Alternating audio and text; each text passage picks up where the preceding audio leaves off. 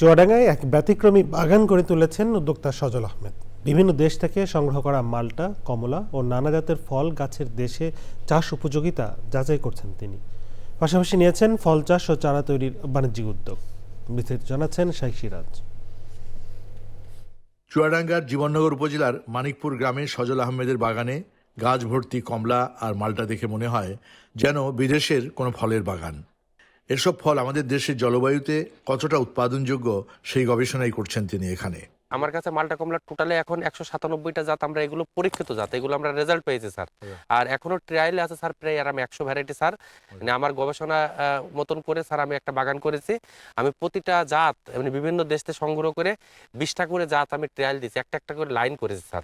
দেশ বিদেশ ঘুরে সংগ্রহ করছেন প্রায় 5 শতাধিক ফলের জাত। উদ্যোক্তা বলছেন বিনিয়োগের ক্ষেত্রে সুপরিকল্পনা ও সম্ভাবনা যাচাই জরুরি। জি স্যার, আপনার ভিডিওতে স্যার আপনি এটা প্রতিটা মেসেজেরে দেখে বলেন যে আপনারা সরাসরি বাগানে ভিজিট করেন, বাগান করতে হলে সরাসরি আপনারা বাগান দেখেন, অভিজ্ঞতা অর্জন করেন, তারপরে দেখে শুনে বাগান করেন স্যার। তো এই মেসেজটা স্যার আমিও দিতে চাই।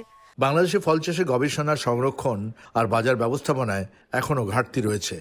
সজলের দাবি, রাষ্ট্রীয়ভাবে সমন্বিত উদ্যোগ নিলে উচ্চমূল্যের ফল চাষ হতে পারে কৃষির টেকসই একটা খাত। বাংলাদেশের গভর্নমেন্টের কাছে একটা দাবি থাকবে, একটা ইচ্ছা থাকবে স্যার। কালকে রাত্রেও স্যার 2টা গাছ কিনেছি 35,000 টাকা দিয়ে, সাইট আছে স্যার। ওইটা আমাদের বাংলাদেশের মাটিতে হতেও পারে, না হতেও পারে স্যার।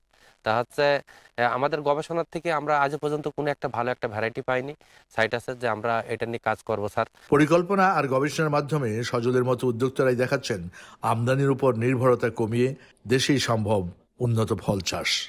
যতটা উদ্যম নিয়ে শস্য আর দানাদার খাদ্য ফসল উৎপাদনে গবেষণার গতি ছিল, ঠিক ততটাই উল্টা চিত্র হচ্ছে আমাদের উদ্যান ফসল গবেষণার ক্ষেত্রে। এগুলো যতটুকু হয়েছে উদ্যমী তরুণ উদ্যোক্তা কৃষকের হাত থেকে হাতে গিয়েছে, কিন্তু তাদের চাহিদা বছরব্যাপী এই উদ্যান ফসল অর্থাৎ ফল ফসল পাওয়ার জন্যে প্রকৃত গবেষণা দরকার। যে গবেষণালব্ধ ফলাফল তাদের হাতে আসলে তারা নিশ্চিত করতে পারবে বাংলাদেশের ফল উৎপাদনের এই প্রেক্ষাপটটি।